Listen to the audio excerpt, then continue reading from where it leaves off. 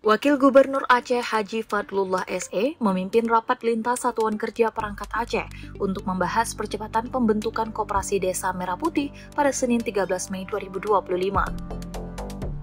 Rapat yang digelar di ruang potensi daerah kantor Gubernur Aceh itu dimaksudkan untuk memastikan kesiapan Aceh dalam membentuk koperasi desa berbasis ekonomi kerakyatan yang terintegrasi secara nasional, sesuai arahan Presiden Prabowo dalam program ketahanan pangan nasional.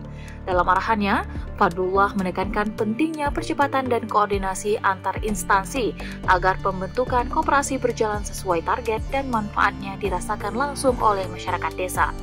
Fadlullah menyebutkan koperasi akan menjadi pusat distribusi, produksi, hingga penyerapan komoditas lokal di tingkat desa.